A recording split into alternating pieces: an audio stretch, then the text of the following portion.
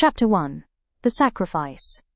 The scent of burning pine and damp earth clung to the ruins of the Silver Moon packhouse. It was the smell of defeat. For 6 months, our warriors had fought against the overwhelming brutality of the Bloodclaw pack, but a rogue alliance had broken our lines. Now our pack lands were desolated, our storehouses empty, and our people starving. I stood in the center of the shattered grand hall, my posture rigid, refusing to let the trembling in my knees show. As the Alpha's daughter, it was my duty to carry the weight of our survival. The air grew heavy, thick with a suffocating dominant pressure that made my inner wolf claw at my ribs in warning. He was here. The heavy oak doors splintered inward as Alpha Kalen stepped into the hall. He was everything the rumors whispered.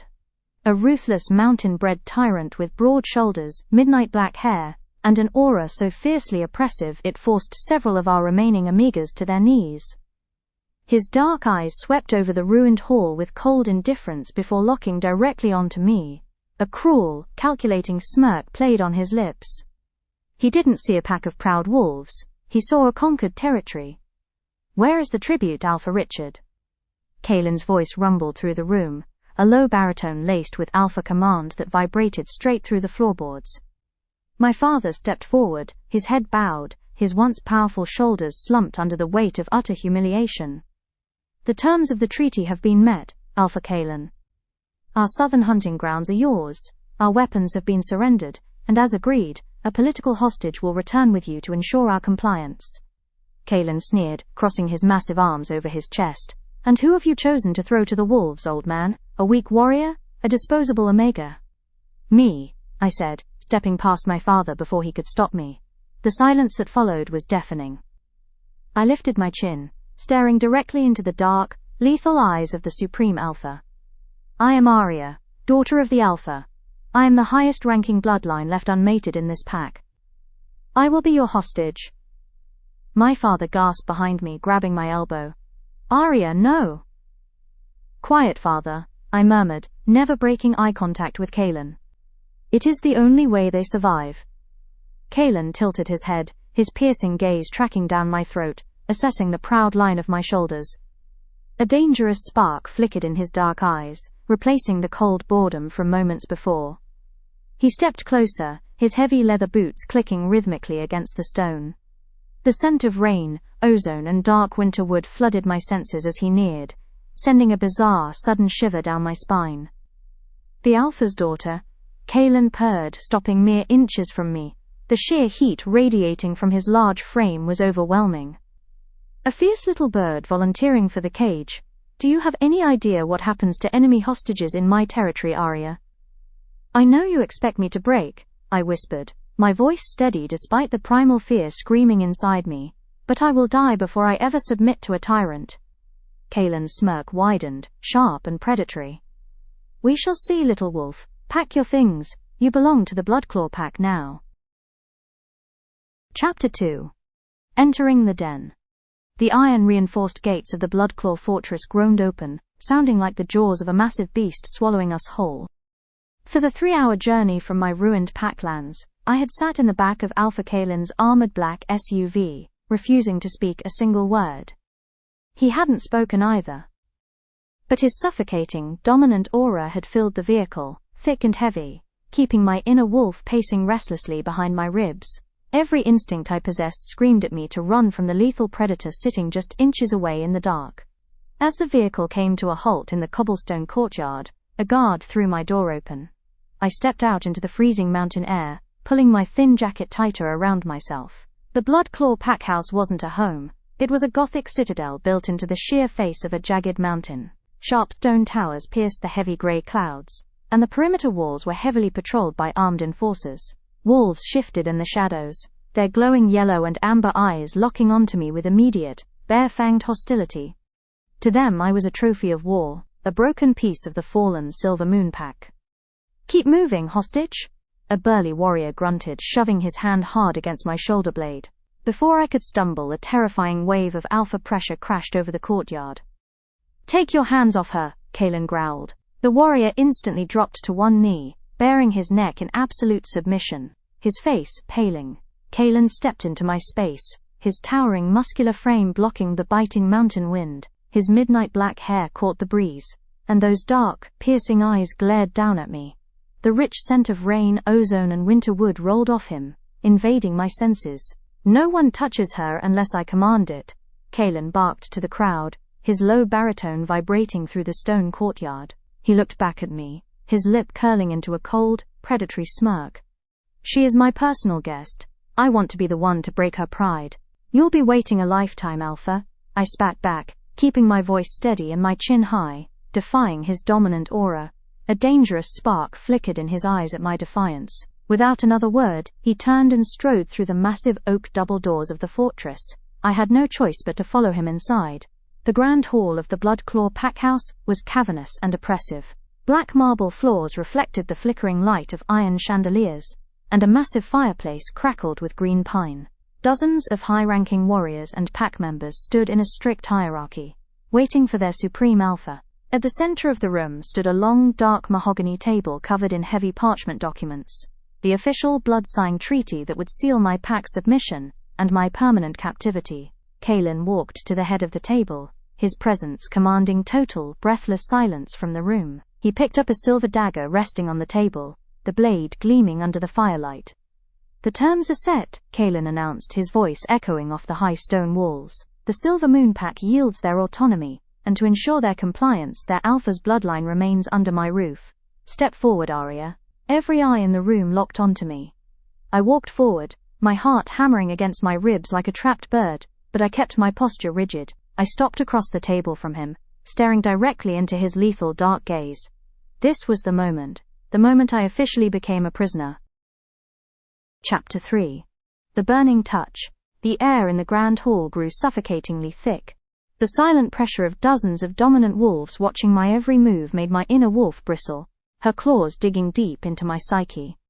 I refused to look like prey.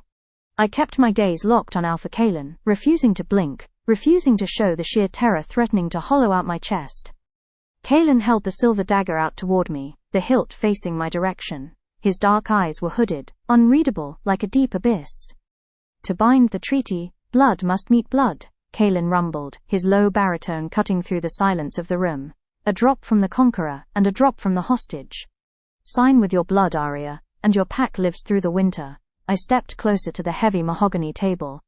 My hand trembled slightly as I reached out and took the dagger from his grip. The metal was ice cold against my palm. Without allowing myself to hesitate, I pressed the sharp edge against the pad of my thumb. A thin, crimson line opened, the metallic scent of my blood rising into the air. I let 3 drops fall onto the parchment, right over the wax seal of the Silver Moon Pack. "Now you, Alpha," I said, my voice cutting through the room like a blade. I flipped the dagger in my hand, holding the hilt out to him just as he had done for me. A murmur of shock rippled through his warriors. No one spoke to the Supreme Alpha with such blatant defiance. But Kalen didn't anger. Instead, that dark, dangerous smirk played at the edge of his lips. He took the dagger, his large fingers brushing against mine for a fraction of a second, sending a bizarre electric jolt straight up my arm. I ignored it, clenching my fist. With a swift, careless motion, Kalen sliced his palm. He pressed his bleeding hand directly over the parchment, sealing the treaty with the absolute authority of a dictator. "It is done," Kalen announced, tossing the silver dagger onto the table with a loud clatter. "The Silver Moon Pack is now a vassal of the Bloodclaw territory. Any rebellion from your people, Arya, and your life is forfeit." "They will keep their word," I said through clamped teeth. "Now have your guard show me to my cell." Kalen let out a low, dark chuckle that vibrated deep in his chest. He stepped around the massive table, his towering, muscular frame closing the distance between us, until he completely dominated my field of vision. The overwhelming scent of rain, ozone and dark winter wood flooded my senses, making my breath hitch. "You are the Alpha's daughter, not a common criminal," Kalen purred, stopping mere inches from me. "You will not be in a cell, you will be kept where I can watch you." Before I could step back from his suffocating proximity, Kalen reached out, his large calloused hand wrapped firmly around my wrist to guide me toward the stairs. The moment his bare skin made direct contact with mine, the world went completely silent. A violent, scorching jolt of lightning shattered my veins. It wasn't just heat, it was a literal fire that erupted beneath my skin, burning with a fierce, agonizing intensity. I gasped, my vision blurring as a searing phantom pain blossomed on my wrist, right where his fingers held me. Across from me, Kalen violently stiffened. His dark eyes snapped wide, turning a pitch-black, predatory void as his inner wolf surged forward. The dominant, oppressive alpha aura he usually radiated suddenly exploded outward, cracking the glass of the nearest window. Beneath his fingers, a brilliant, glowing mark was burning itself into my skin, the unmistakable, intricate silver pattern of a fated mate bond. My inner wolf threw her head back and howled in absolute agony and recognition. Mate! I stared at him in utter horror. The supreme alpha. The monster who had destroyed my home, the tyrant who held my pack's lives in his hands, was my fated mate.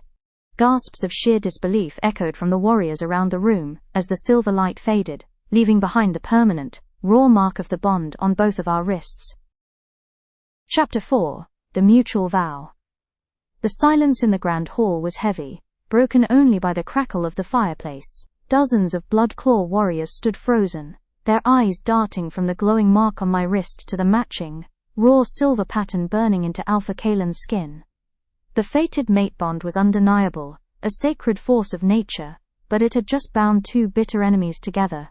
Kalen dropped my wrist as if my skin had turned to molten silver. His chest heaved, his massive shoulders tense as he fought to rein in his dark, predatory wolf. The pitch-black void in his eyes slowly receded, leaving his gaze cold, lethal, and laced with absolute fury. Clear the hall, Kalen barked, his low baritone vibrating with a dangerous alpha command that brooked no argument. Now, within seconds, the room emptied. The high-ranking warriors and enforcers scrambled out, slamming the heavy oak doors shut, leaving me completely alone with the supreme alpha. The physical pull of the newly awakened bond was already warping the air between us, drawing my inner wolf toward his dominant frame. It took every ounce of my willpower to take a step back, clenching my jaw as the phantom heat on my wrist throbbed. This is a mistake, Kalen growled, his voice a low, animalistic rumble. He strode toward me, his towering muscular frame casting a long, terrifying shadow over me under the chandelier light. The moon goddess has a sick sense of humor. I am the supreme alpha of the Northern Territories. I will not have my pack led by a weak, conquered omega from a fallen bloodline. The word weak sliced through my shock, replacing my panic with a hot, protective rage. I stepped forward, closing the distance between us until I was staring directly into his fierce, dark eyes. The rich scent of rain and dark winter wood flooded my senses, but I refused to let it soften me. Do not insult my bloodline, Alpha, I spat, my voice cutting through the cavernous room like a blade, and do not flatter yourself. You think I want a ruthless, bloodthirsty tyrant as a mate. You destroyed my home, you put my father on his knees. I would rather rip my own wolf out than submit to a monster like you.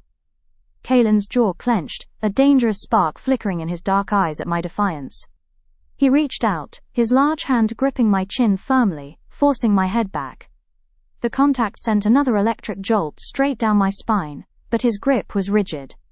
Listen to me closely, Arya, he purred, his face mere inches from mine, his breath hot against my lips. We will resist this bond, we will bury it. You are a hostage under my roof, nothing more. You will never be my Luna, and I will never claim you. Good, I whispered, keeping my gaze steady, refusing to blink or back down from his suffocating proximity. Then we are in agreement. I swear to you, Kalen, I will fight this fated bond until my last breath. He stared at me for a long, breathless moment, his eyes tracking the stubborn line of my jaw before he abruptly let me go. He turned his back to me, the cold, rigid wall of his aura snapping back into place. Guard! Kalen shouted. The heavy doors opened immediately, and a stern-faced female warrior walked in, bowing her head. Take the hostage to the high tower quarters, Kalen commanded coldly, never looking back at me. Lock her in, she is not to leave without my direct permission. Chapter 5. The Hostage's Quarters. The iron key turned in the heavy lock with a definitive, soul-crushing click. I was alone. I leaned my back against the thick oak door of the high tower quarters, my legs finally giving out. I slid down to the cold stone floor, pulling my knees to my chest as the sheer weight of the evening crashed over me. My wrist was still throbbing, a deep, phantom heat pulsing rhythmically beneath my skin. I pulled back my sleeve, staring at the intricate, elegant silver pattern of the fated mate mark. It looked like a branding iron had etched a permanent crescent moon and twisted vines into my flesh. A soft, mournful whine echoed in the back of my mind. My inner wolf was pacing, her spiritual paws clawing at the barriers of my mind, desperate to get closer to her bonded alpha. "Stop it," I whispered into the dark, empty room, gripping my head in my hands. "He is the enemy. He is the monster who broke our pack." But the bond didn't care about politics, or wars, or dead warriors. It was a primal, ancient magic. And right now, being separated from Kaelin by floors of solid stone, felt like a physical sickness. My chest ached with a hollow, pulling sensation, a relentless gravity trying to drag me back down to the grand hall, where his dark, winterwood scent lingered. I forced myself up and surveyed my prison. To my surprise, it wasn't a dungeon. The tower quarters were spacious, almost regal, though deeply oppressive in their design. A massive four-poster bed, made of dark, carved walnut, sat against the far wall, draped in heavy black velvet furs. A Gothic arched window looked out over the jagged mountain peaks, the midnight sky filled with heavy, swirling storm clouds. A fire crackled in a small stone hearth, casting long, dancing shadows across the room. It was a beautiful cage, but it was still a cage. I walked over to the window, pressing my palms against the cold glass. Below, the Bloodclaw fortress was alive with activity. Even from this height, I could see patrols of massive, hulking wolves moving along the perimeter walls, their eyes glowing like embers in the darkness. This pack was a lethal, well-oiled military machine. My father's pack never stood a chance. Suddenly, a powerful, dark vibration rippled through the air. I gasped, my hands gripping the windowsill as a sudden wave of intense restlessness washed over me. The air in the room grew warm, thick with the scent of ozone and pouring rain. It was him. Kaelin. He was awake somewhere in the fortress below, and judging by the chaotic, angry spikes in the bond, he was fighting the pull just as hard as I was. The invisible thread connecting our souls tightened, sending a jolt of raw, unadulterated dominance straight to my core. It was an unspoken demand from a supreme alpha, a silent command for his mate to submit and come to his side. I clenched my jaw, my silver moon eyes flashing in the dark reflection of the glass. I forced my own aura outward, projecting a wall of pure defiance back through the bond. I would not bend. I would not be the docile, compliant mate he expected to break. If Alpha Kaelin wanted a war against the moon goddess's destiny, I was going to give him one. Chapter 6. The Rules of Engagement. The morning light cut through the high tower window like a cold silver blade, but it brought no warmth. A heavy knock rattled the oak door before the iron key turned in the lock. The female warrior from the night before stepped into the room, her expression carved from stone. "Alpha Kaelin has commanded your presence at the morning pack breakfast," she said, her voice clipped and formal. "You have 10 minutes to make yourself presentable, hostage." "I am already presentable," I said, rising from the velvet-furred bed. I hadn't slept a wink. My entire body felt wired, ached by the forced separation from the dominant wolf downstairs.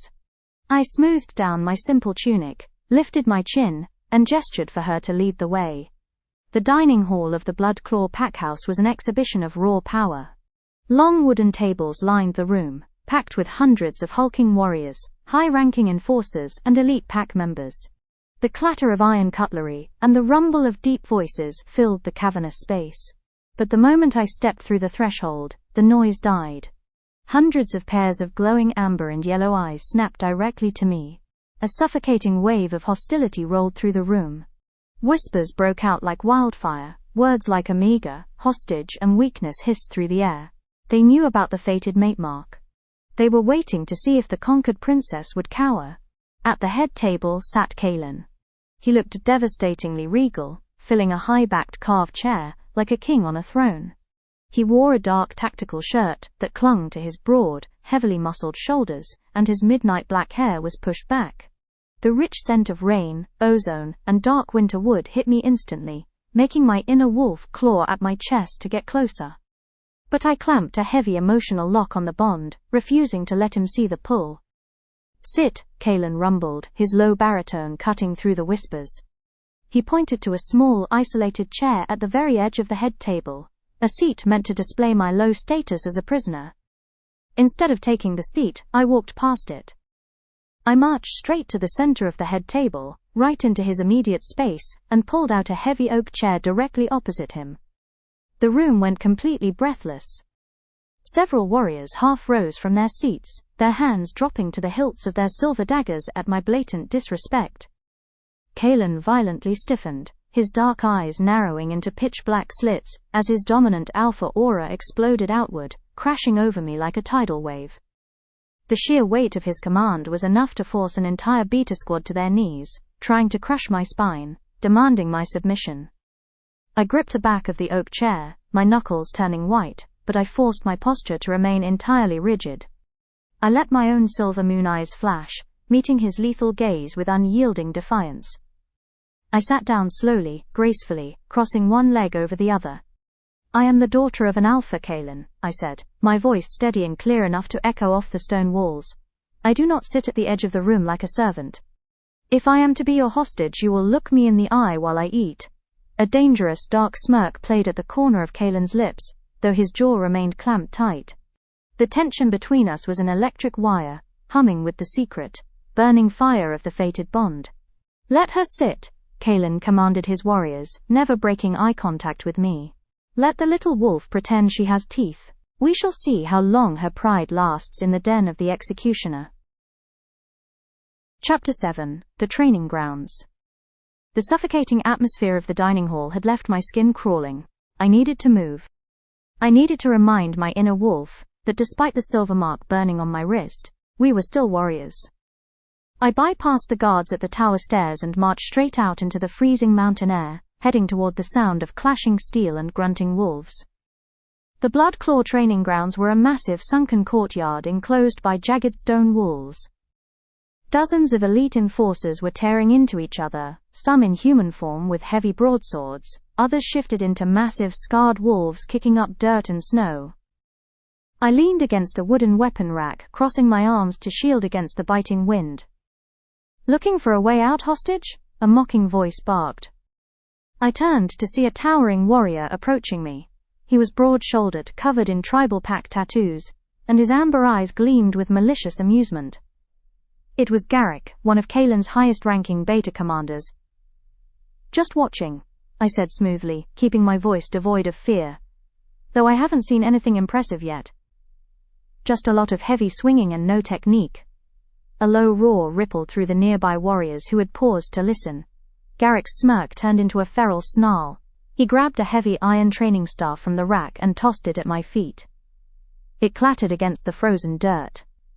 "Pick it up, Silver Moon Princess," Garrick sneered, stepping into the center of the ring.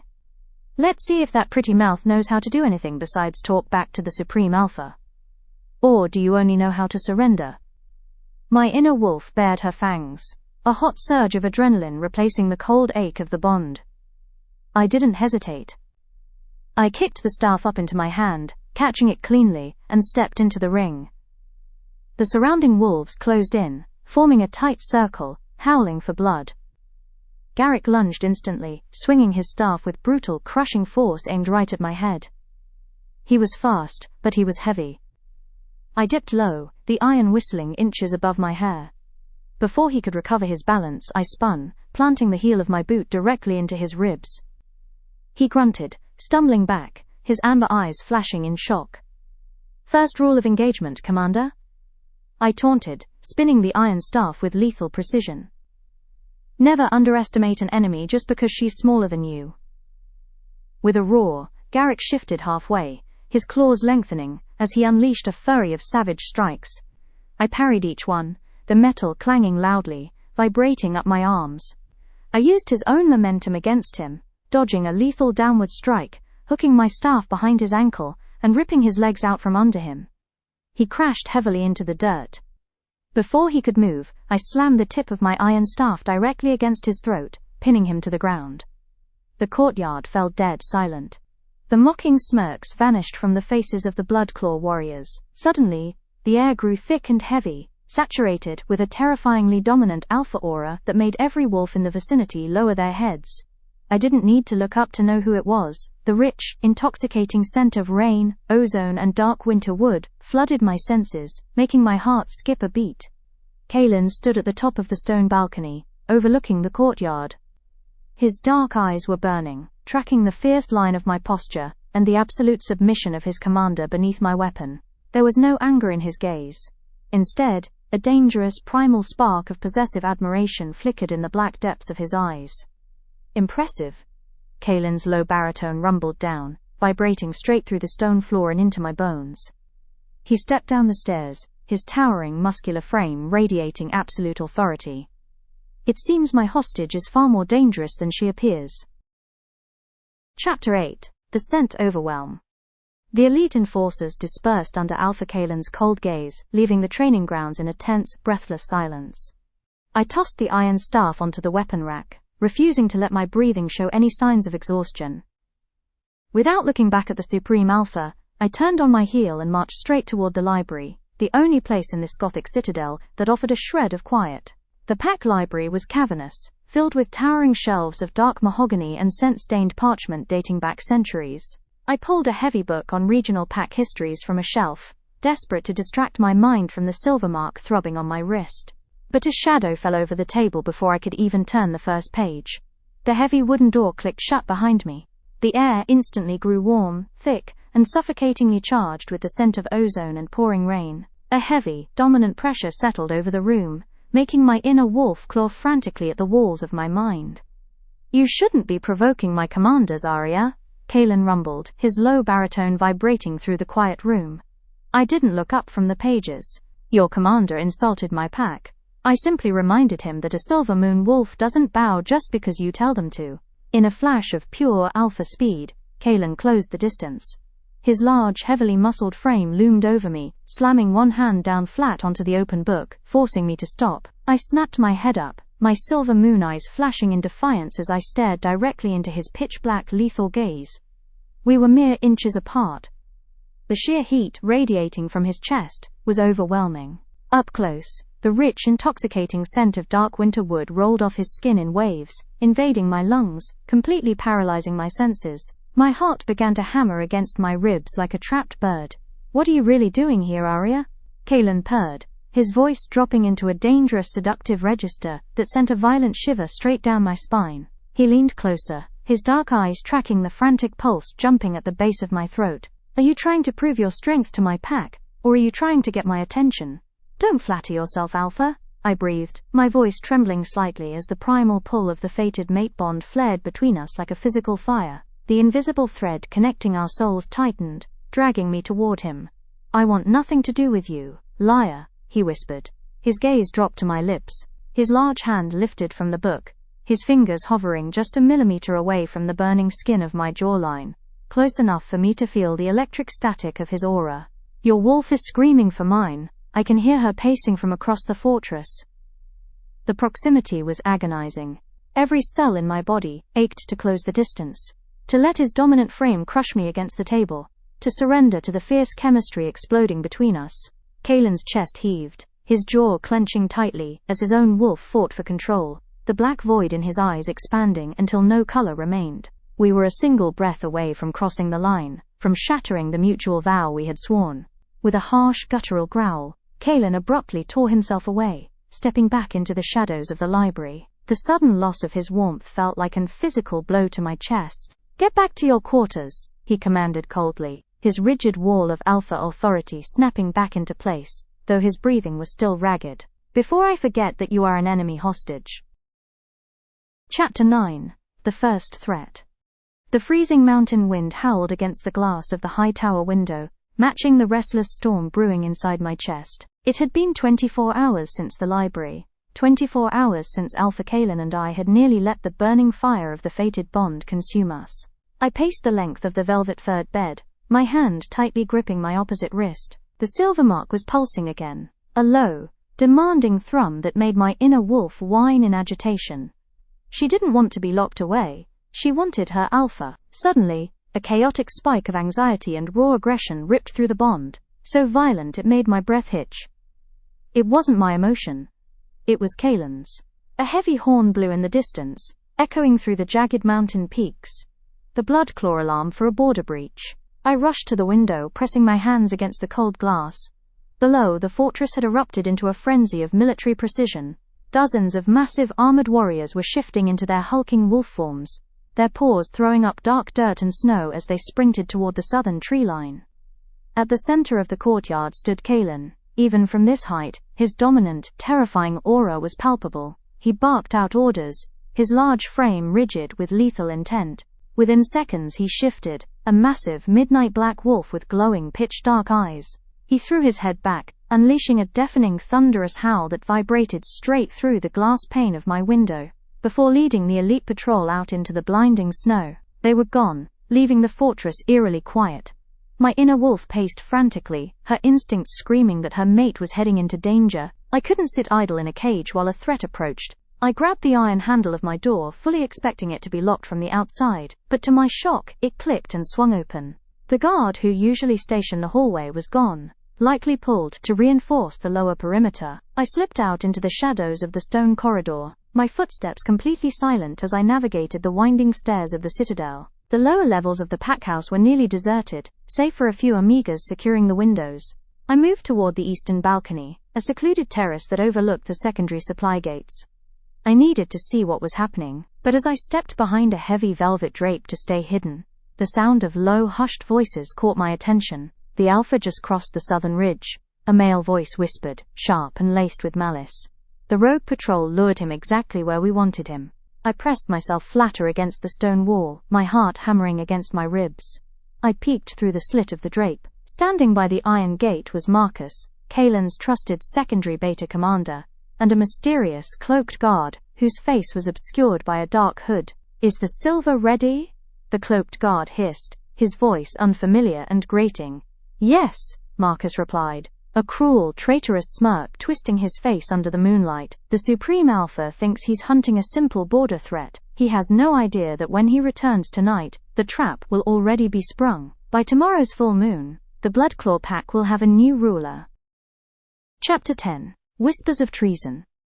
The shadows of the eastern balcony seemed to stretch and twist, swallowing the sound of my ragged breathing. I pressed my back hard against the cold stone wall, my fingers digging into the velvet drapes until my knuckles turned stark white. Marcus, a man who sat at Kalen's right hand during the morning council, was a traitor. "The poison is pure," the cloaked guard hissed, his voice dropping to a low, venomous whisper. "One scratch from the silver-tipped blades during the chaos of the full moon gala, and the Supreme Alpha's wolf will be paralyzed from the inside out. He won't even have the strength to fight back when you challenge him for the title."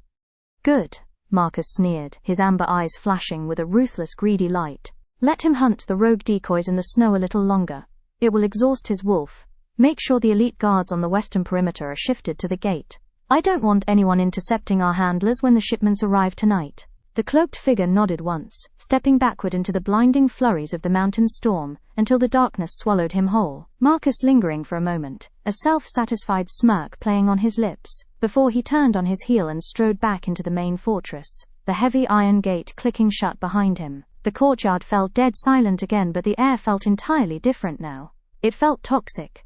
I slid out from behind the drapes, my mind racing at a frantic pace. My inner wolf was snarling, her hackles raised in a fit of pure protective fury.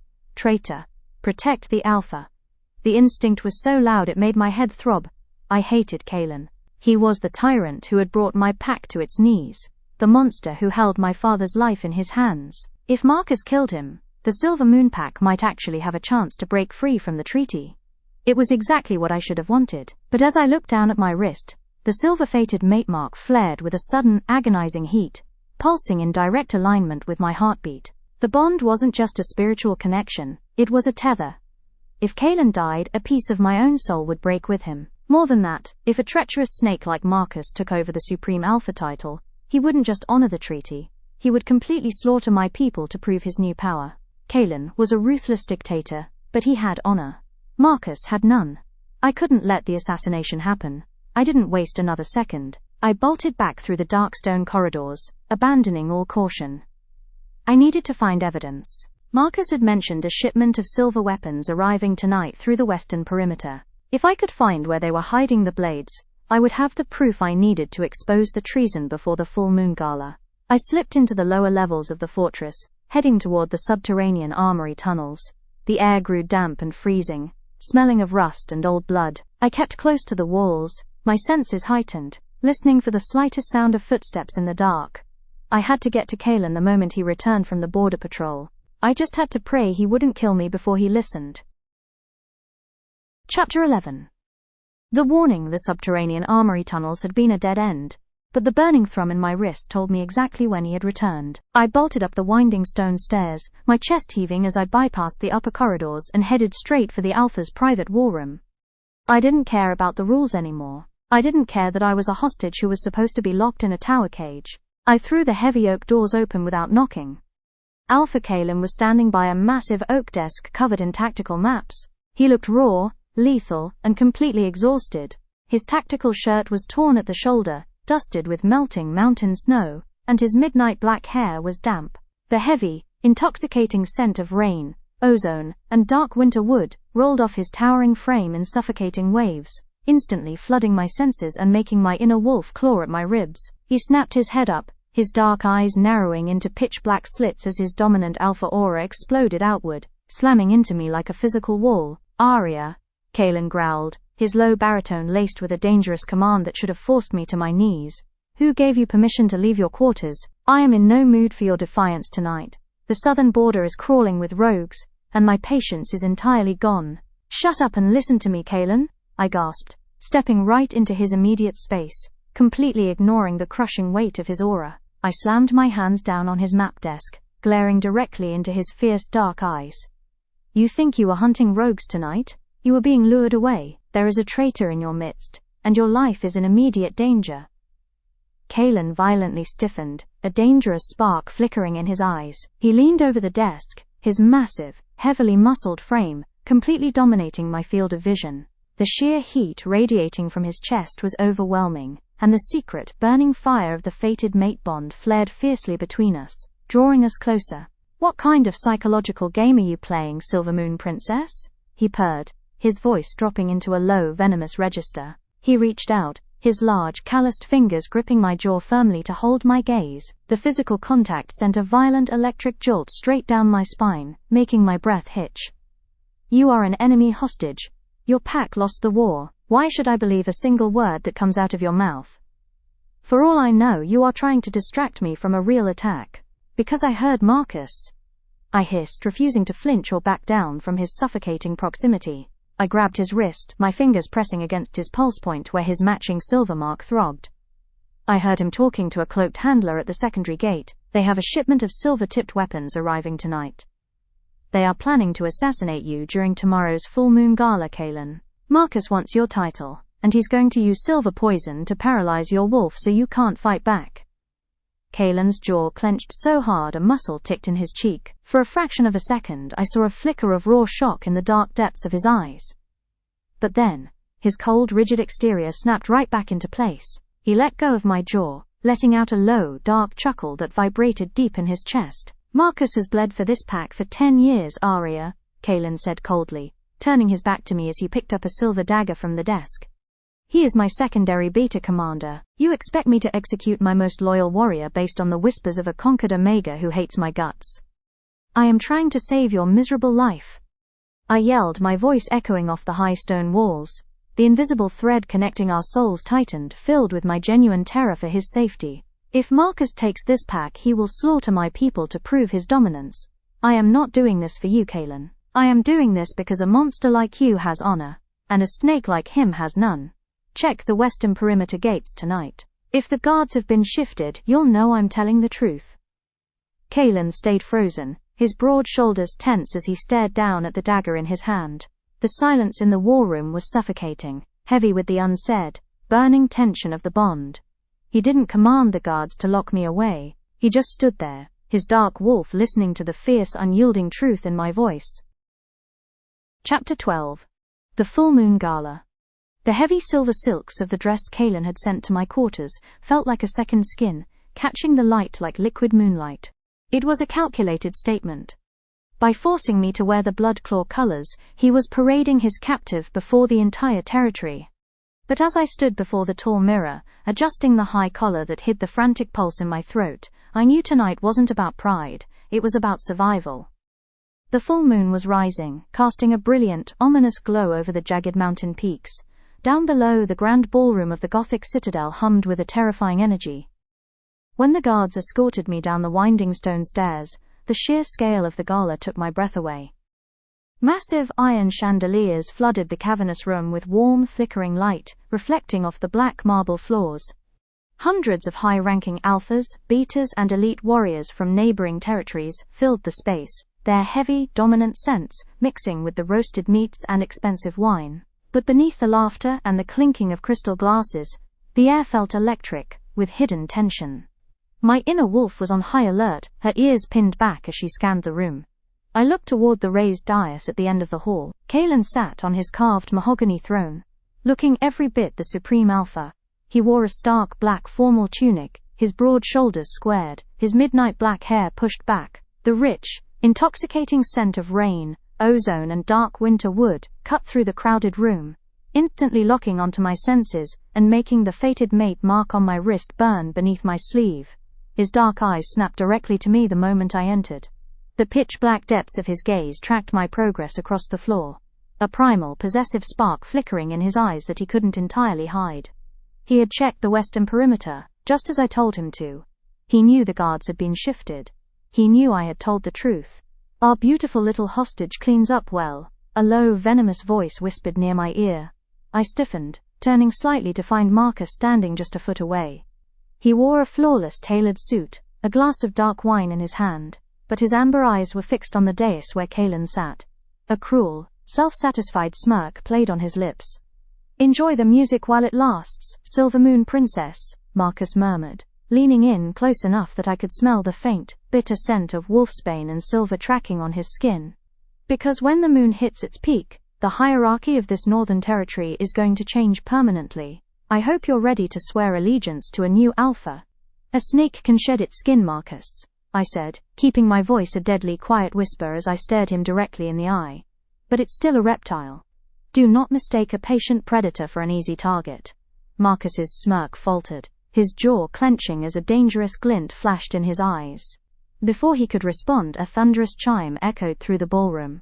The full moon had reached its zenith, bathing the center of the marble floor in pure, unadulterated silver light.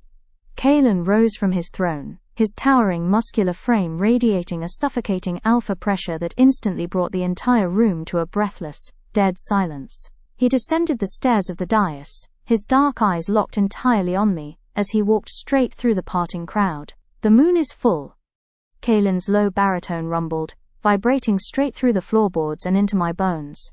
He stopped mere inches from me, holding out his massive hand, his palm facing upward. "Tradition dictates the Supreme Alpha opens the gala with the highest-ranking bloodline. Dance with me, Arya." Chapter 13. The Dance of Blades. The electric static of the fated bond snapped between us before our skin even met. I lifted my hand, my fingers sliding into Kalen's large, calloused palm. The moment our bare skin connected, a violent, scorching wave of lightning tore through my veins, so intense it made my breath hitch. Kalen's dark eyes flared a pitch-black, predatory void as his inner wolf surged forward, fighting the sheer intoxication of the touch. He pulled me flush against his massive, heavily muscled chest, his large hand settling firmly on the small of my back. The rich, overwhelming scent of rain, ozone and dark winter wood flooded my lungs, completely paralyzing my defenses. The orchestra began a slow, hauntingly dark waltz. We moved across the black marble floor under the brilliant silver glow of the full moon, our movements perfectly synchronized, like two predators locked in a lethal duet. "You look breathtaking, Arya," Kalen purred, his low baritone vibrating directly against my ear, sending a delicious shiver straight down my spine. "But your heart is hammering against your ribs like a trapped bird. Are you afraid of me, little wolf?" "Never," I breathed, forcing myself to look directly into his fierce dark eyes, refusing to let the proximity soften my resolve. "I am watching your perimeter." Marcus is standing by the eastern pillar. His hand hasn't left the hilt of his dress dagger since we stepped onto the floor. Kalen didn't turn his head. He spun me seamlessly, his grip tightening protectively around my waist as his jaw clenched. "My elite enforcers intercepted the silver shipment at the western gate 20 minutes ago, just as you predicted. Marcus's handlers are currently chained in the dungeons. The snake has no venom left, he just doesn't know it yet." A surge of relief washed over me, but it was cut short as I glanced over Kalen's broad shoulder. Marcus wasn't waiting for the peak of the gala anymore. He had noticed the absence of his men at the perimeter doors. His face was twisted into a mask of pure, desperate rage, his amber eyes glowing ferociously under the chandelier light. He drew a long, slender blade from his jacket, the steel gleaming with a dull, toxic silver sheen that signaled the wolfsbane poison. "Kaelin, behind you!" I gasped.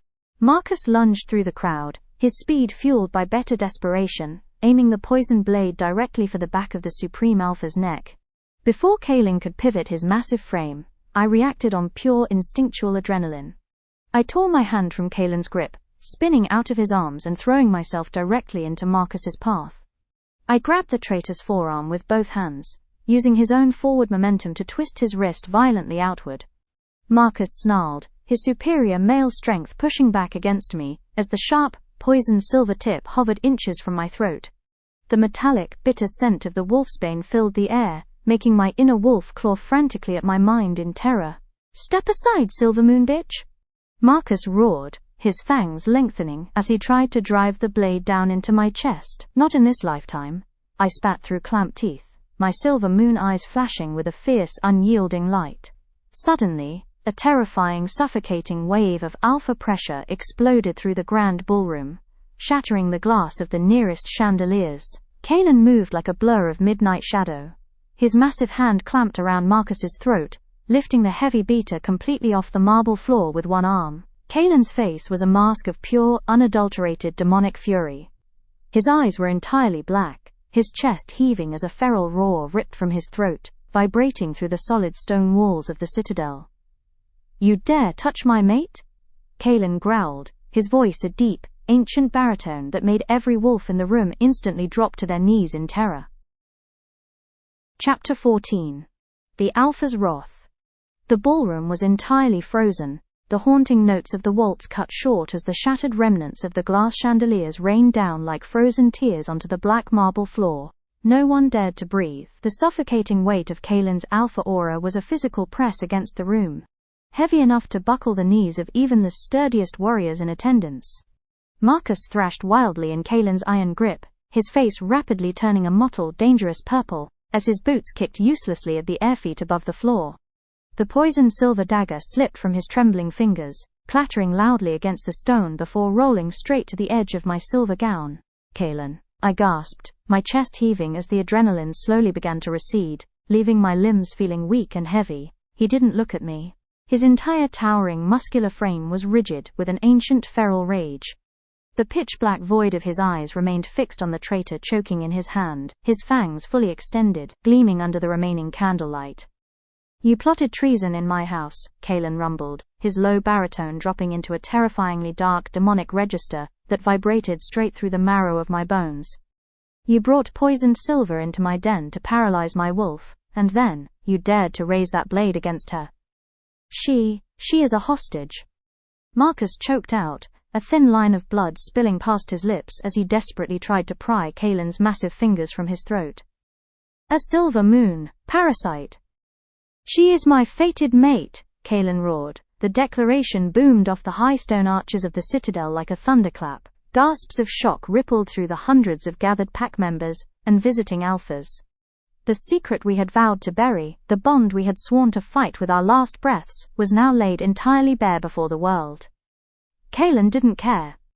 In his feral, protective state, his wolf had claimed me before the entire territory. With a brutal, effortless twist of his arm, Kaelin slammed Marcus down onto the marble floor.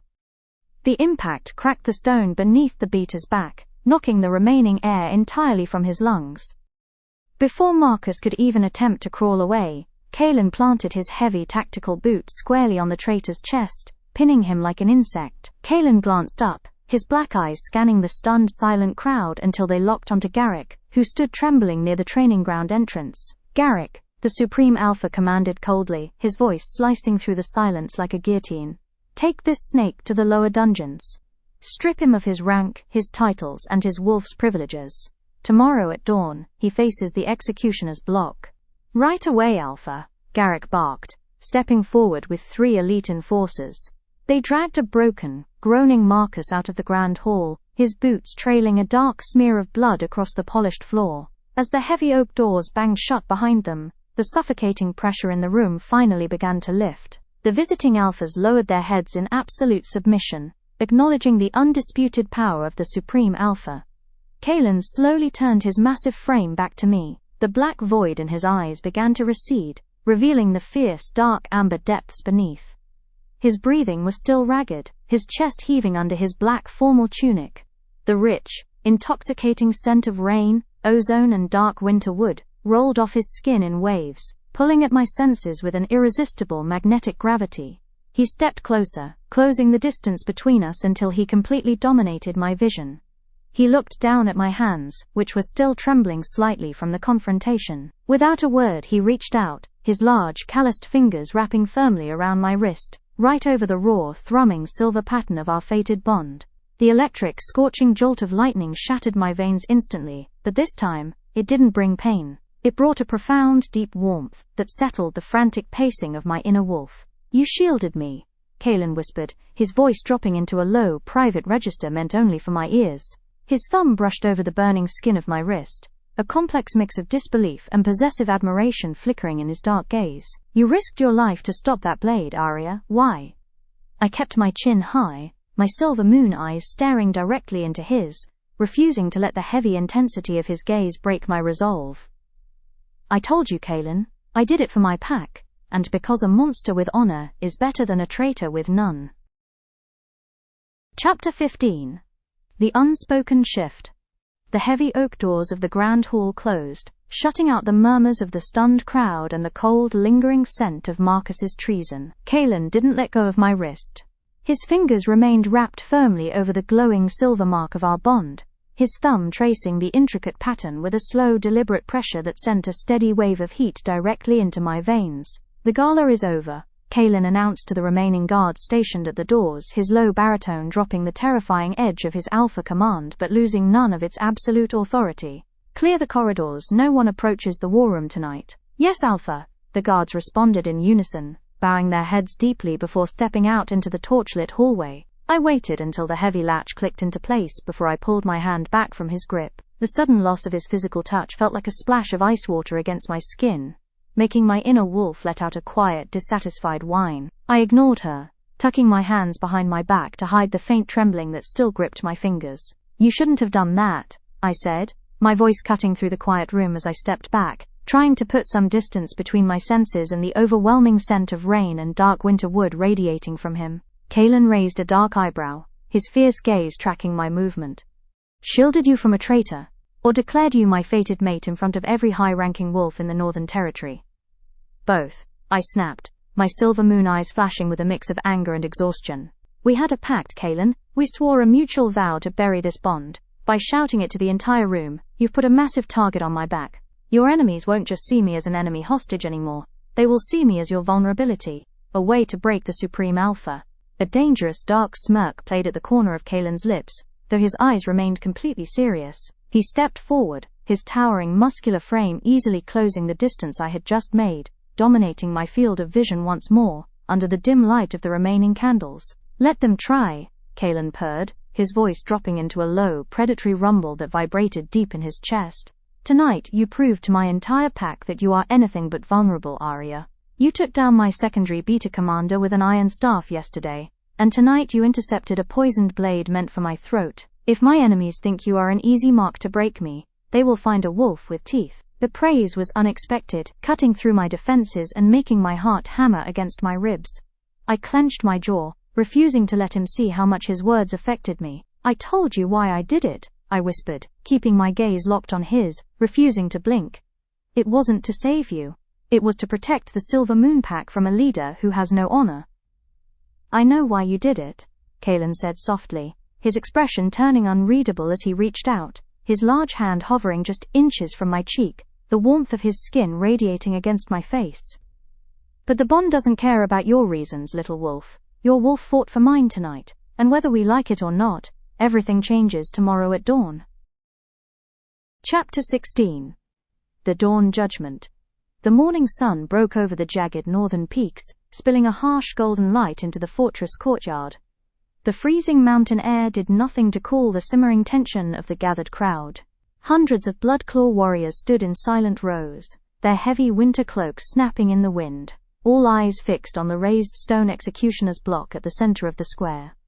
I stood on the high stone balcony overlooking the grounds, the heavy silver silks of my gala dress replaced by a simple practical leather tunic.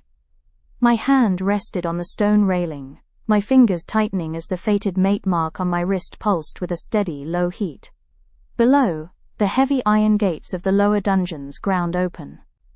Marcus was marched out by 4 elite enforcers, his arms bound tightly behind his back, with heavy, silver-infused chains that smoked faintly against his skin, keeping his inner wolf completely suppressed. He looked broken, his tailored suit from the night before torn and stained with dirt, but his amber eyes still burned with a desperate, venomous hatred as he was forced down onto his knees before the block. A heavy silence fell over the courtyard as Kalen stepped out from the shadows of the main citadel.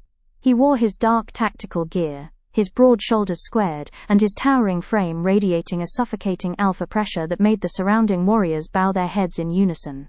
The rich, sharp scent of rain, ozone, and dark winter wood rolled off him, climbing up to the balcony and invading my senses until my own inner wolf stood at attention.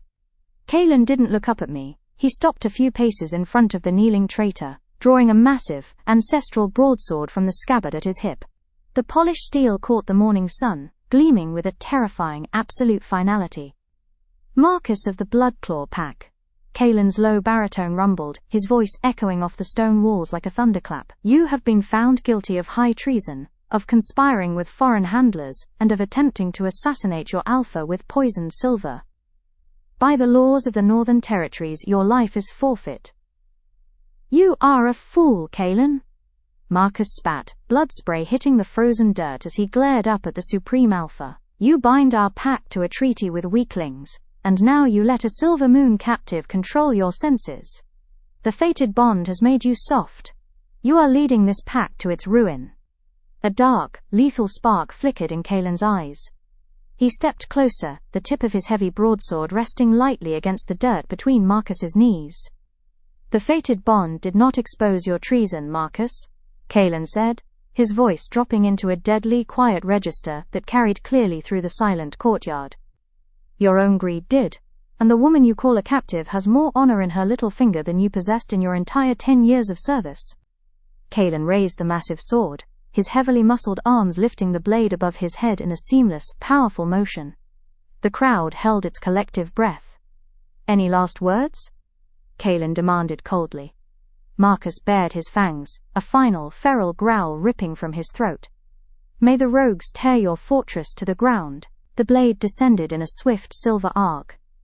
The execution was clean, a single, decisive strike that ended the traitor's life before his body hit the frozen earth. A collective exhale rippled through the courtyard as the elite enforcers stepped forward to clear the square, the threat to the Alpha's throne officially neutralized. Kalen slowly wiped the blade with a dark cloth, his breathing steady as he sheathed the ancestral weapon. Only then did he lift his head, his dark, fierce gaze cutting through the distance to lock directly onto me standing on the balcony. The pitch-black void of his wolf had receded, leaving his eyes burning with a deep, complex intensity. He had delivered his judgment to the traitor. Now the heavy, unsaid weight of our bond remained, and we both knew the real battle was just beginning. Chapter 17. The Weight of the Crown. The echo of the blade's final descent seemed to linger in the courtyard long after Marcus's body was carried away. The crowd dispersed in a heavy, reverent silence, leaving the frozen square empty save for the dark stains on the earth that the swirling snow was already working to bury. I backed away from the balcony railing, my heart pounding a steady, rhythmic thud against my ribs. My wolf was quiet now, subdued by the raw display of alpha justice she had just witnessed, but the silver mark on my wrist remained blistering hot. I didn't return to my tower prison. Instead, my feet carried me down to the Grand Council chamber, the room adjacent to the war room, where the true politics of the Northern Territory were forged. I needed answers. I needed to know what Kalen's public declaration last night meant for the treaty, and more importantly, for my father's fragile safety. The heavy mahogany doors were slightly ajar. I slipped into the shadows of the room, my boots making no sound on the thick, dark rugs. Kalen was already there. He sat at the head of a long, polished table, his large frame hunched over a stack of parchment. The heavy ancestral broadsword rested on the table beside him, its pommel catching the weak morning light. He looked older today, the lines of exhaustion deeply etched around his jaw and eyes. The sharp, heavy scent of rain and dark winter wood filled the space, thick with the crushing weight of his responsibility. "You can come out of the shadows, Arya," Kaelin said, his low baritone rough and gravelly without him even lifting his head from the documents. I stepped into the light, crossing my arms over my leather tunic. "How did you know I was here? The bond doesn't just pulse when we touch," he said, finally looking up. His dark amber eyes locked onto mine, burning with that same complex intensity from the courtyard. "I can feel the exact moment your aura enters a room. It feels like a sudden shift in the wind." I swallowed hard, pushing past the distraction of his words. "Marcus said you were leading your pack to ruin because of the treaty. He said the bond made you soft." Kaelin let out a low, dark growl, his broad shoulders squaring as he leaned back in his chair. "Marcus was a traitor driven by greed, not a strategist. The treaty with the Silver Moon Pack stands.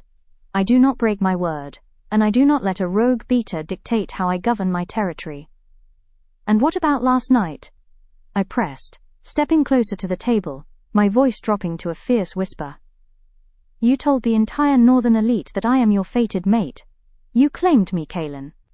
In front of your enemies, in front of your own warriors who want me dead." Kaelin rose from his seat, his towering muscular frame instantly dominating the space between us. He walked around the long table, stopping just a breath away from me.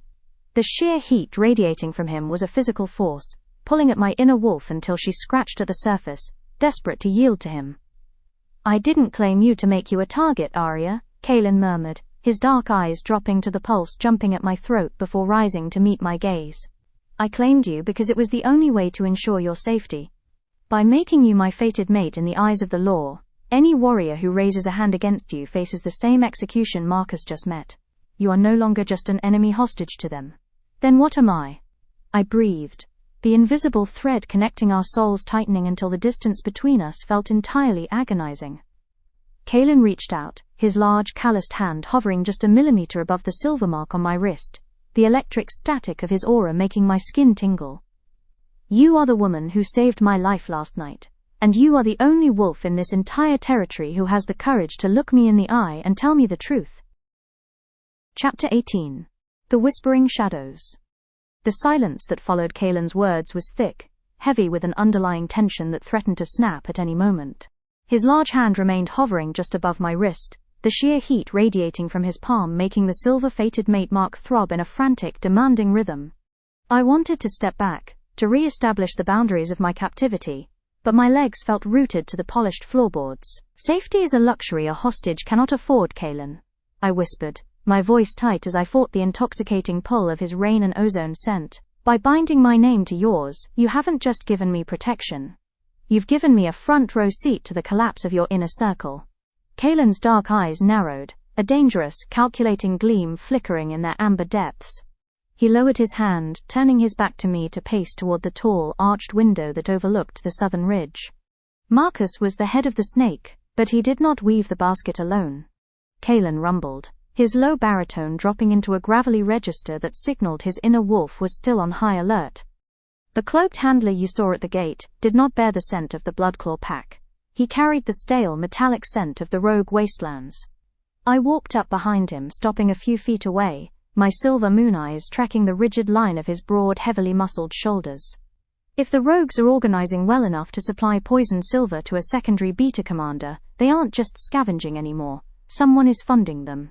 "Exactly," Kaelin said, turning to face me. He leaned his towering frame against the stone sill, crossing his massive arms over his chest. "Which means the full moon gala was only the first move. The real threat is still lurking in the snow beyond the perimeter walls." Before I could reply, a rushed, frantic knock rattled the heavy mahogany doors of the council chamber. "Enter," Kaelin commanded, his voice snapping back into its cold, authoritative alpha tone. The doors swung open to reveal Garrick, his breath ragged and his face pale beneath his tribal pack tattoos. He bowed his head deeply, refusing to make direct eye contact with the Supreme Alpha. "Alpha!" Garrick gasped, his hands trembling slightly against his leather vest. "The patrol teams just returned from the lower valleys. The rogue decoys we hunted yesterday, they weren't trying to breach the southern border, they left a message carved into the ice at the boundary stone." Kaelin violently stiffened, his aura expanding instantly, crushing the remaining warmth in the room. "Speak, Garrick." Garrick swallowed hard, his amber eyes darting to me for a fraction of a second before returning to the floor. "The message was written in the blood of our border scouts, Alpha. It says the Silvermoon Princess belongs to the Packless, and if she is not delivered to the valley ruins by the next crescent moon, they will burn every village from here to the southern coast." The room plunged into a suffocating, freezing silence. My inner wolf bared her fangs, a hot surge of pure adrenaline replacing the quiet thrum of the bond. The rogues weren't just trying to destabilize the Bloodclaw pack anymore, they were hunting me. Chapter 19. The Crescent Ultimatum. The words hung in the freezing air of the council chamber like a death sentence. "The Silvermoon Princess belongs to the Packless." My blood ran cold, a sharp contrast to the blistering heat of the fated mark pulsing against my leather sleeve. The rogues weren't just a disorganized band of exiled criminals anymore. They were targeting me specifically, using the fragile peace of the southern coast as leverage. Kaelin's reaction was instantaneous and terrifying. A deafening, feral roar ripped from his chest, a sound so raw and loaded with dominant alpha fury that it rattled the heavy iron hinges of the council doors. His aura exploded outward, a crushing wave of pure, unadulterated power that sent Garrick dropping immediately to one knee, his head bowed so low his forehead nearly touched the rug. The rich, thick scent of a raging thunderstorm, heavy rain and electric ozone, flooded the room, turning the air so thick, it was hard to breathe. "They dare threaten my territory?" Kaelin snarled, his voice dropping into that dark, demonic register that vibrated through the very stones of the fortress. He slammed his massive fist down onto the mahogany table, splitting the polished wood down the center with a loud, echoing crack. "They think they can demand my mate and threaten my people?" "Alpha," Garrick stammered, keeping his eyes firmly on the floor, his broad shoulders trembling under the weight of Kaelin's fury. "The scout teams are awaiting your orders. Should we reinforce the southern coastal villages, or launch a preemptive strike into the valley ruins?" "Reinforce the borders," Kaelin commanded coldly, his breathing heavy as he fought his inner wolf for control. The pitch-black void in his eyes slowly receded, leaving his gaze burning with a lethal, calculating amber light. "Double the patrols on the southern ridge. If a single rogue so much as breathes near our boundary lines, hunt them down and bring me their heads." "Dismissed." Garrick didn't waste a second. He bowed deeply and scrambled out of the room, shutting the heavy doors quickly behind him. The silence that returned to the chamber was suffocating. I stepped forward, my silver moon eyes fixed on Kaelin's rigid, towering frame. He stood with his back to me, his hands flat against the ruined table, his massive shoulders rising and falling with every ragged breath. "Kaelin," I said softly, my voice cutting through the heavy static of his aura. "You cannot ignore this threat. The next crescent moon is only a week away. If the rogues launch a full-scale assault on the southern coast, my people will be the first to bleed. The treaty won't mean anything if the villages are burned to ash."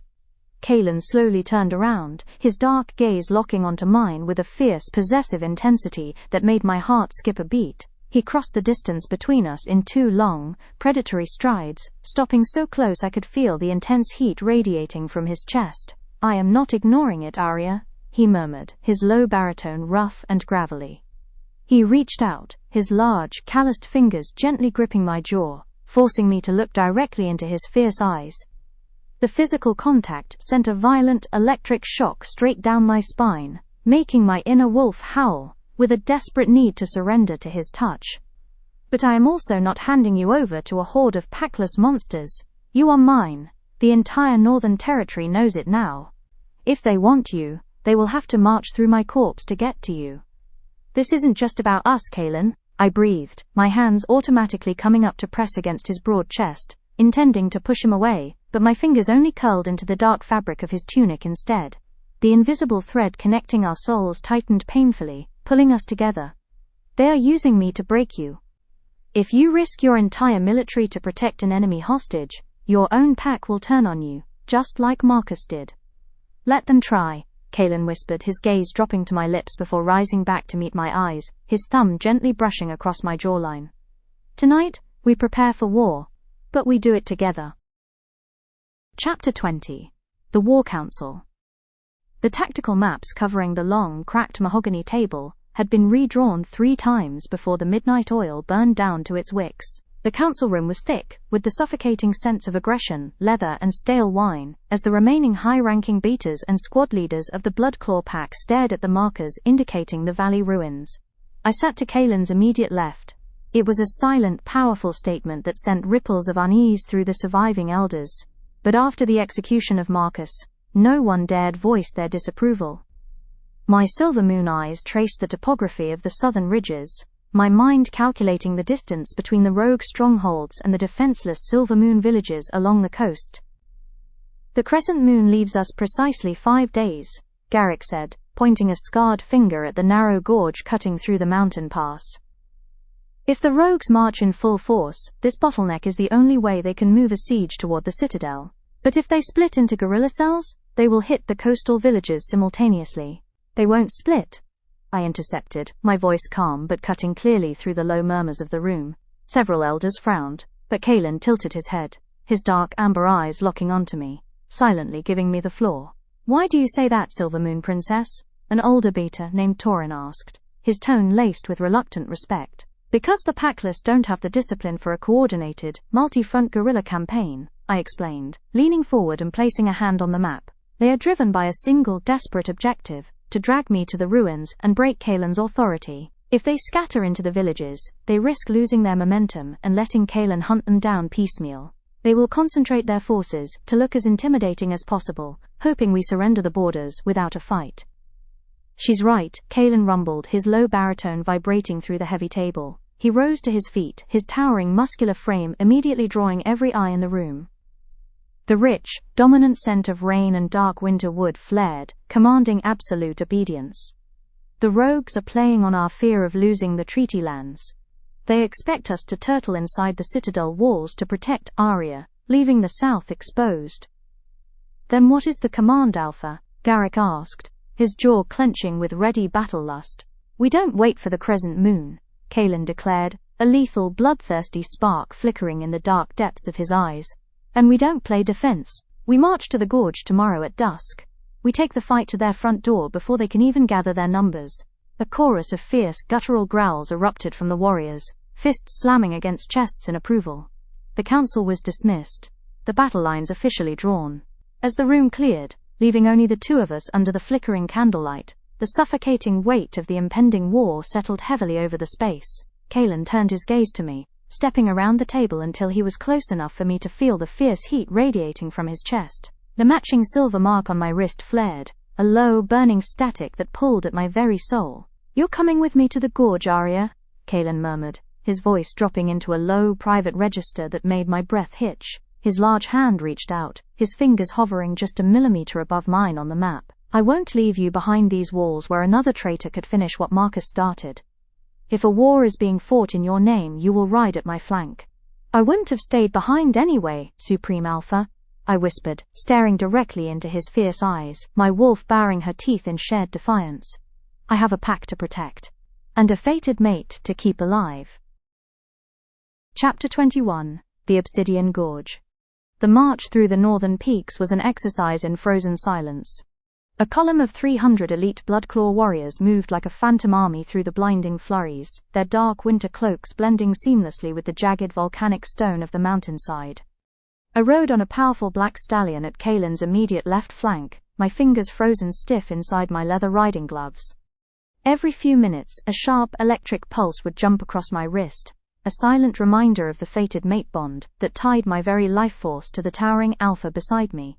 Kaelin sat high in his saddle, his broad shoulders squared against the howling wind. The heavy, sharp scent of rain, ozone and dark winter wood rolled off his skin, cutting through the freezing air and acting as a sensory anchor for my wolf, keeping her focused despite the growing dread in my chest. As dusk began to bleed into a bruised, purple twilight, the mountain path dropped sharply into the Obsidian Gorge. It was a terrifying bottleneck, a narrow, deep scar in the earth, flanked by towering walls of black, razor-sharp volcanic glass. "Hold the line." Kaelin's low baritone rumbled, his voice cutting through the whistling wind with absolute authority. He raised his massive hand, and the entire column of warriors ground to a halt behind us, their horses exhaling thick plumes of white vapor into the freezing air. I guided my horse closer to his, my silver moon eyes scanning the dark, cavernous depths of the gorge ahead. "It's too quiet, Kaelin," If the rogue cells are as concentrated as we calculated, their scouts should have tripped our perimeter lines by now. Kalen pulled on his reins, his dark amber eyes narrowing as he stared into the shadows of the ravine. They aren't scouting, Arya, they're waiting. Suddenly, a high-pitched, curdling howl echoed from the top of the volcanic cliffs, shattering the silence of the mountains. Before our warriors could draw their weapons, the ridge lines above us ignited with hundreds of glowing amber and blood-red eyes. The snow began to shift violently, as dozens of massive, scarred wolves emerged from the blinding flurries, their fangs bared, saliva freezing on their jowls. They hadn't just concentrated their forces in the valley ruins. They had anticipated our preemptive strike and claimed the high ground. Ambush! Garrick roared from the rear, drawing his heavy broadsword as a massive grey rogue leaped from the cliffs, aiming directly for his throat. Form the circle, Kalen commanded, his voice dropping into a deafening, dominant alpha register that instantly galvanized his men. He vaulted off his horse, his ancestral broadsword swinging in a lethal silver arc, before his boots even hit the snowy earth. A rogue wolf lunged at him from the shadows, but Kalen's blade caught it mid-air, a brutal, decisive strike that sent the beast crashing hard into the volcanic stone. I slid off my stallion, drawing a short, silver alloy blade from my belt. My inner wolf roared to life, her senses locking onto a pair of snarling rogues rushing toward me through the chaos.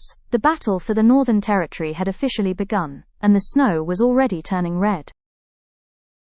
Chapter 22. The Red Snow. The obsidian gorge transformed into a claustrophobic slaughterhouse within seconds.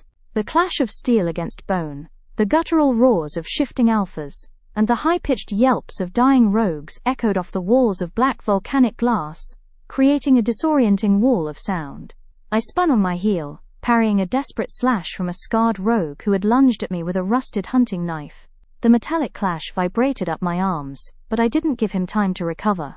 Using his forward momentum, I stepped inside his guard and drove my silver alloy blade directly upward into his chest. He let out a wet gasp, his amber eyes blowing wide before he crumpled onto the crimson-stained snow. "Arya, duck!" Kalen's voice boomed through the chaos. I dropped instantly, throwing myself flat against the frozen earth. A massive, jet-black wolf sailed right over my head, its jaws snapping shut on the empty air where my throat had been a second prior. Before the beast could land, Kalen moved like a blur of lethal shadow. His ancestral broadsword cleaved through the air in a brutal downward arc, severing the beast's spine mid-stride. Kalen offered me his massive leather-gloved hand, pulling me to my feet in one effortless motion. The rich, suffocating scent of rain, ozone, and dark winter wood rolled off him in waves, entirely untouched by the copper stench of death surrounding us. The silver mark on my wrist flared fiercely, matching the frantic, synchronized thrumming of our hearts. "They aren't just fighting to kill," Kalen growled, his dark eyes pitch black as his inner wolf fought to fully take over his towering frame. He parried another blade without even looking, throwing a rogue warrior entirely off the path with a brutal backhand. "They are trying to separate us. They want to cut you off from the main column." "They're failing," I gasped, wiping a streak of dark blood from my cheek as we stood back to back, a two-wolf fortress against the swelling tide of the Packless. "For now," Garrick shouted from a few yards away, his face entirely splattered with crimson, as he and 3 elite enforcers held the line against a massive wave rushing down the eastern cliff. "Alpha, we are holding the gorge bottleneck, but more of them are scaling down from the higher ridges. If we don't clear the top of the canyon, we're going to get buried alive under their numbers." "Hold this position, Garrick," Kalen commanded, his dominant alpha pressure expanding outward to give his men a surge of secondary adrenaline. He turned his fierce gaze to me, a lethal, desperate plan forming in his eyes. "Arya, the eastern ridge has a narrow goat path hidden behind the volcanic outcrop. We scale the ridge and take out the commanders directing the wave from above." "Then let's climb," I said, my silver moon eyes flashing with unyielding defiance. We broke away from the main melee, sprinting toward the shadows of the black glass walls, while the Bloodclaw elite kept the center of the gorge locked down. The snow was falling heavier now, a white shroud trying to mask the violence below, but the trail of blood we left behind was impossible to hide. Chapter 23. The Apex Command. The goat path was nothing more than a jagged ribbon of ice clinging to the sheer face of the volcanic cliff. The wind howled through the narrow crevice, threatening to rip us from the rock face and hurl us back into the chaotic, blood-soaked melee below. I climbed with my teeth grit, my fingers burning from the biting cold as I dug my leather boots into the frozen handholds. Right ahead of me, Kalen moved with terrifying agility for a male of his massive size. His broad shoulders cut through the swirling flurries, his dark tactical gear dusted in white, and his scent of rain and dark winter wood acting as a steady beacon in the blinding storm. With a powerful heave, Kalen pulled himself onto the flat, snow-covered crest of the eastern ridge. He immediately spun around, reaching down to grab my forearm. The familiar, scorching jolt of lightning snapped across our fated mate mark, instantly fueling my exhausted limbs with a fresh wave of heat as he hoisted me up beside him. "Look," Kalen rumbled, his low baritone barely carrying over the gale. We crouched behind a low outcrop of black obsidian glass, 100 yards away, standing at the absolute edge of the cliff overlooking the gorge, were the rogue commanders. There were 3 of them, massive, heavily scarred alphas wearing mismatched pieces of armor stripped from fallen warriors. The center commander was a towering brute with a patch over his eye, holding a rusted horn used to signal the waves of packless fighters below. "They don't even know we're here," I whispered, my silver moon eyes locking onto the center target as I tightened my grip on my silver alloy blade. "They will in a second," Kalen murmured, a savage, lethal spark flickering in his amber eyes. "The brute with the horn controls the momentum. We cut him down, and the forces below will scatter into a disorganized panic." Before the words had even fully left his lips, Kalen exploded out from behind the rocks. The rogue commanders didn't even have time to turn around before the Supreme Alpha was upon them. Kalen's ancestral broadsword cleaved through the blinding snow in a terrifying horizontal arc. The blade caught the first rogue commander across the chest, the sheer force of the blow sending the male hurtling backward off the cliff face with a choked scream. The one-eyed brute roared in shock, dropping the signaling horn, and drawing 2 heavy iron hand axes. He swung wildly, his movements fueled by the desperate feral instinct of a cornered beast. Kalen parried the first axe effortlessly, the ring of steel echoing across the high ridge, but the third commander, a lean, twitchy rogue with a scarred throat, saw an opening and drew a long hunting dagger, lunging directly for Kalen's exposed flank.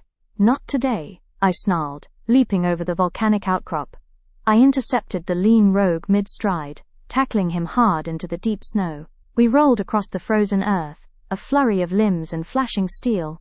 He was faster than the warriors in the gorge, his blade slashing inches from my face, but my inner wolf was entirely awake now, her silver eyes guiding my strikes. I parried his downward thrust, twisted his wrist violently outward until his bones popped, and drove my blade deep into his collarbone. Across the ridge, a deafening, dominant roar ripped from Kalen's throat. The one-eyed brute lay broken in the snow, his axes shattered.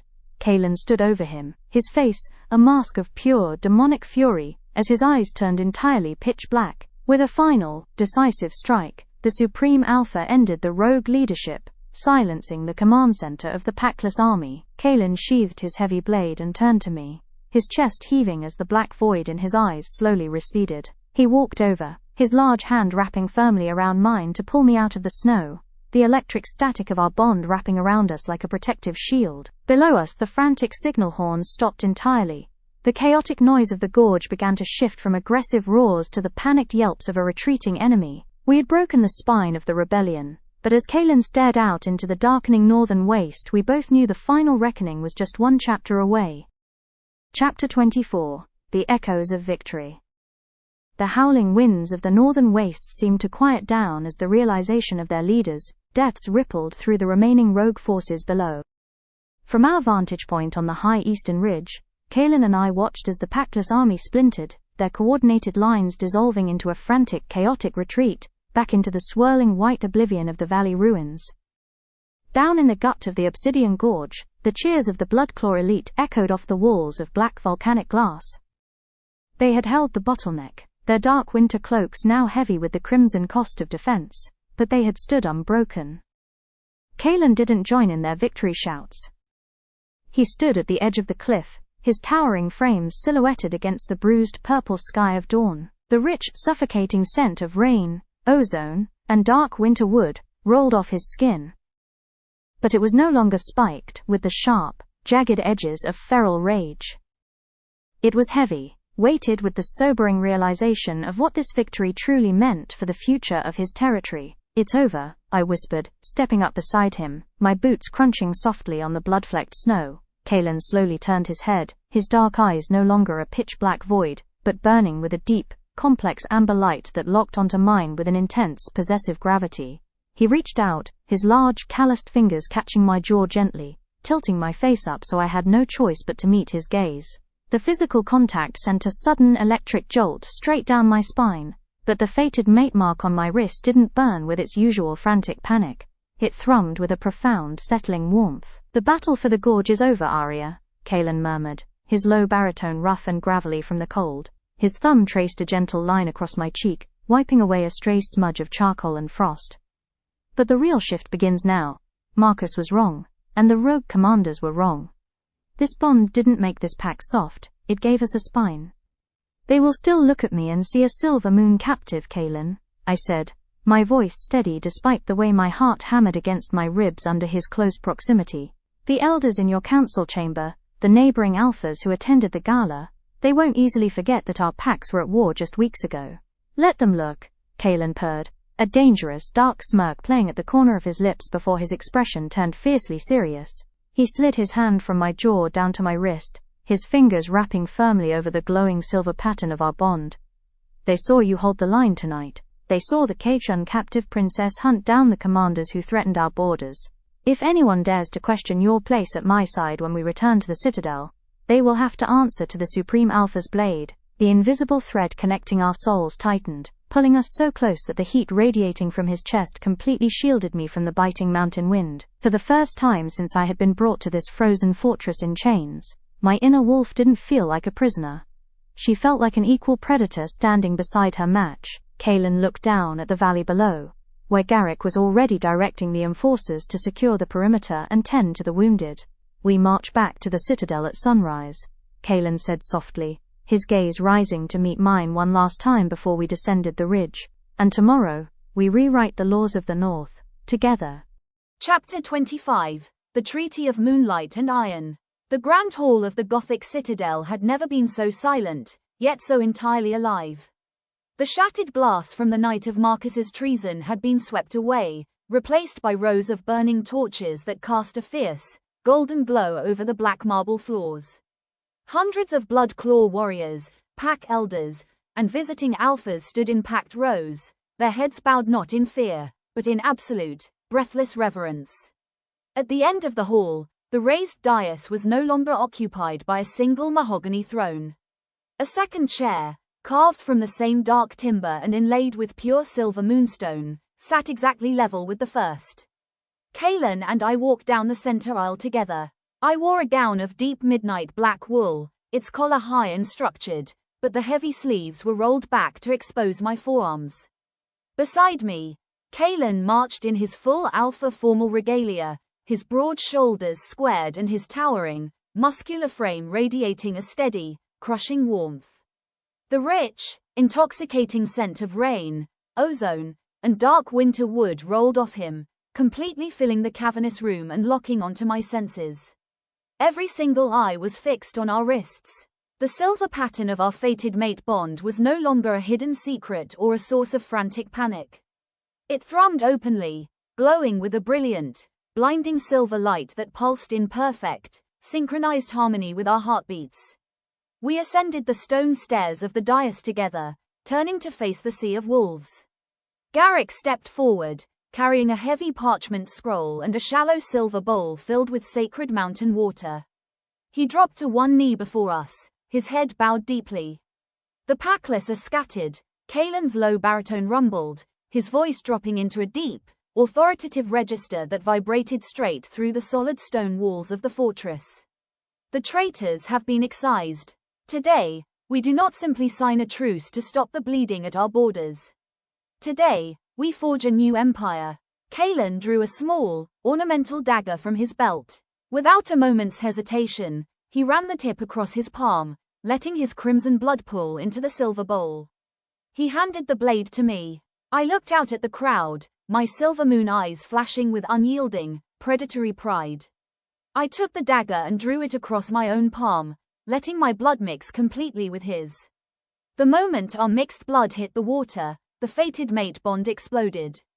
A violent, scorching shock wave of pure alpha energy snapped outward from the dais, a physical blast of wind that swept through the grand hall, rattling the iron chandeliers and making every single wolf in the room drop to their knees in a simultaneous, thunderous crash. It wasn't a command of submission, it was the raw, undeniable awakening of a new pack hierarchy. Kalen turned to me, his dark amber eyes burning with a fierce, possessive intensity that made my inner wolf howl in absolute triumph. He took my hand, his large, calloused fingers locking firmly between mine, and lifted our joined fists high into the air. "Behold your supreme alpha," Kalen roared, his voice echoing off the high stone arches like a thunderclap. "And look upon your supreme Luna. Let it be known from the northern peaks to the southern coast, whoever touches her, challenges me. And whoever follows us, inherits the world." The grand hall erupted into a deafening, unified roar of approval, fists slamming against chests as the warriors hailed their new leaders. I leaned closer to Kalen, my breath hitching as his rain and ozone scent enveloped me entirely. "An empire of moonlight and iron, supreme alpha," I whispered against his ear. A dangerous, victorious smirk played at the corner of Kalen's lips as his grip tightened on my hand, pulling me flush against his chest. "An empire of moonlight and iron, my fierce little wolf," Kalen murmured, his dark eyes locking onto mine with absolute finality. "And it is ours to rule. The blood has been spilled, the bond has been claimed, and a new empire of moonlight and iron has begun. But the shadows of the northern wastes never truly rest. If Arya and Kalen's journey held you captive until the final roar, let us know by striking that like button. Subscribe to the channel and turn on the notification bell so you never miss the dawn of the next great saga.